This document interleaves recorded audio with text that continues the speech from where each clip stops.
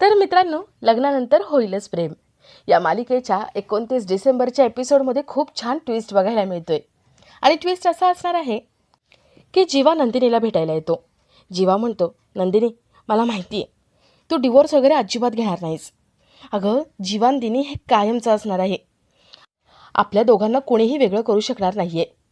नंदिनी म्हणते, नाही, ही दोन नावं आता वेगळी होणारच आहे. आपण वेगळं होण्यामध्ये सगळ्यांचं भलं आहे. जीवाचा चेहरा पडतो. जीवा काही नंदिनीला डिवोर्स द्यायला तयार नसतो. तर इथे पार्थ ऑफिससाठी रेडी होतो आणि तेवढ्यात दारात पार्सल घेऊन एक माणूस येतो. तो माणूस पार्थला पार्सल देतो. पार्थ विचारतो, कोणी दिले हे? तो पार्सलवाला माणूस काव्याला फोन लावतो. काव्या पार्थला म्हणते, देशमुख, ही पेस्ट्री तुमच्यासाठी. लवकरच मी तुमच्या इथे येईल आणि तुम्हाला पेस्ट्री खाऊ घालेन. पण तोपर्यंत तुमच्या मैत्रिणीने प्रेमाने पाठवलेली ही पेस्ट्री तुम्ही खा. पार्थ म्हणतो, माझ्या आयुष्याच्या डिक्शनरीमधून प्रेम हा शब्द कधीच पुसून टाकलाय. काव्याला खूप वाईट वाटतं, पण तिने हार मानायची नाही असं ठरवलेलं असतं. पार्थ जेवढा नकार देतोय तेवढं पुन्हा पुन्हा आपण त्याच्याशी बोलायचा प्रयत्न करायचा आणि पार्थचा राग घालवायचा असं तिने ठरवलेलं असतं. तर आता काव्या पार्थचा आणि जीवा नंदिनीचा राग कसं घालवतायत, त्यांचं प्रेम कसं जिंकतायत हे बघण्यासारखं असेल. तर या सगळ्याची सुरुवात कशी होते ते थोडक्यात पाहू. तर मालिकेमध्ये आपल्याला असं बघायला मिळते की जीवा खोकलायचं नाटक करत धावत खाली येतो आणि तो पाणी पिणार असतो. विक्रम मानेनी त्याला लांबून बघतात. ते धावत त्याच्याकडे येतात. विक्रम मानेनी जीवाची काळजी घेतात आणि त्यांना कळतं की जीवाने नाटक केले. ते जीवाला विचारतात, जीवा, हे नाटक कशासाठी? जीवा म्हणतो, एकदम सोपं आहे. मी हे नाटक केलं ना खोकलायचं, तापेचं, तर नंदिनी इथे धावत येईल. तीच माझी डॉक्टर आहे. आता तीच मला नीट करू शकते. विक्रम म्हणतो, जीवा, आता खोट्याचा हात धरू नकोस रे. बस झालं खोटं. जे आहे ना ते सगळं खरं कर.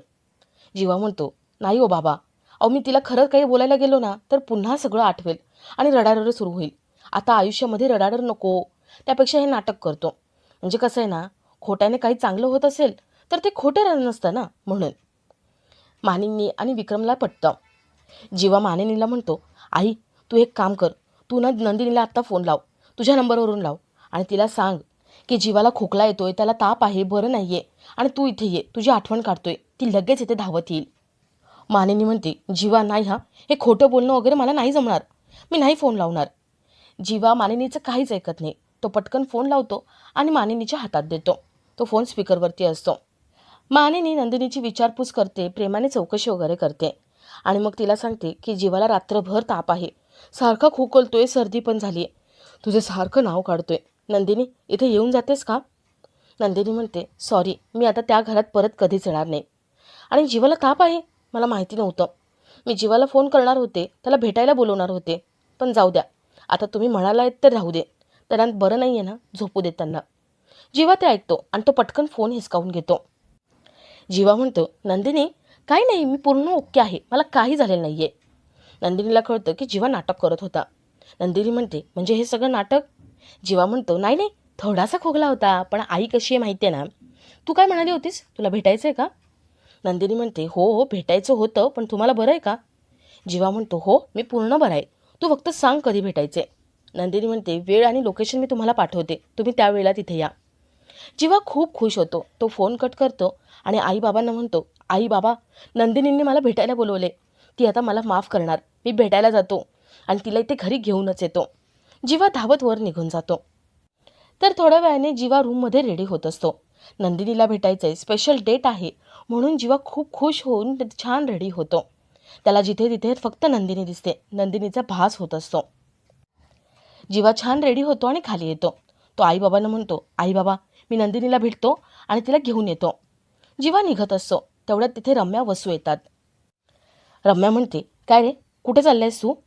जीवा म्हणतो, नंदिनीला भेटायला. रम्या म्हणते, तुला काहीच लाज वाटत नाही का रे? सिरियसली, तू नंदिनीला भेटायला चाललायस?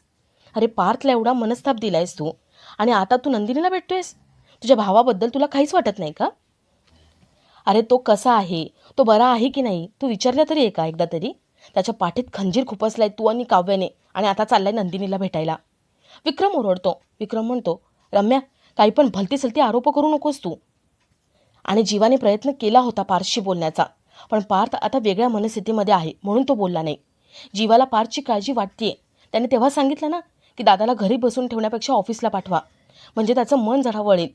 जीवानेच ही आयडिया दिली होती, म्हणून तू काही बोलू नकोस. रम्या म्हणते, हो माहिती आहे ना जीवाला किती काळजी त्याच्या भावाची. बघितलं ना मोठ्या पडद्यावरती काव्या आणि ह्याला किस करताना. मालिनी ओरडते. मालिनी म्हणते, रम्या तू बोलतेस ना तसं काही झालेलं नाही आहे. मी त्यांचा भूतकाळ स्वतः ऐकलेला आहे. आणि तुला काय पडलं आहे गं यांचं? ते त्यांचं बघून घेतील ना, तुझा काय संबंध या सगळ्याशी? रम्या म्हणते, मामी अगं लोक आम्हाला प्रश्न विचारतात, मला लोक DM करतायत, मला विचारतायत तुमच्या घरामध्ये घडलं ते खरं आहे का, आता पुढे काय चालू आहे, मी काय उत्तरं द्यायची सगळ्यांना? आणि हे 16 डिसेंबरचं प्रकरण झाले ना तेव्हापासून आपल्या कंपनीचे शेअर पण पडलेले आहेत.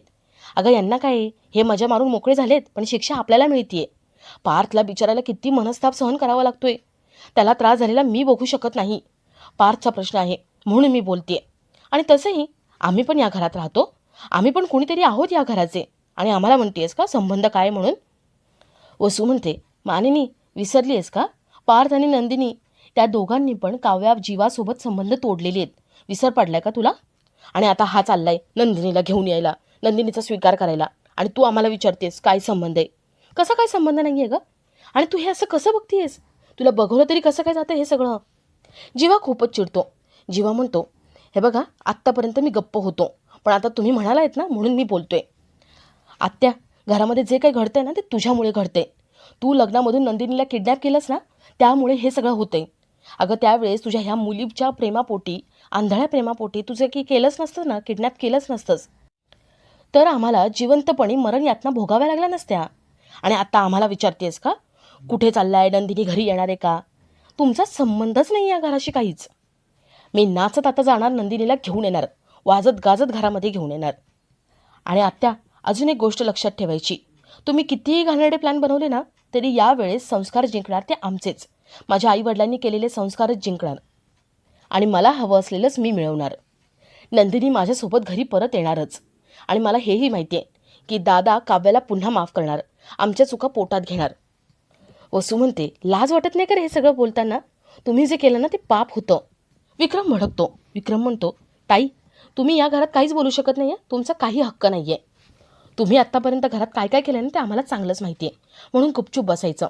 जीवा तू यांच्या बोलण्याकडे अजिबात लक्ष देऊ नको. मानिनी म्हणते, अहो हे सगळं सोडा, मला एक गोष्ट कळत नाही आहे, ती जे व्हिडिओ बनवला होता तो तर पार्थ, नंदिनी आणि आपल्या पिऊने बनवला होता ना, मग त्याच्यामध्ये ते फोटो आले तरी कुठून? आशा पण बोलत होती अचानक फोटो आले कसे काय? कोणीतरी हे मुद्दाम केले, कोणी केलं असेल? ते तिघंही संशयाने रम्या वसूकडे बघत असतात.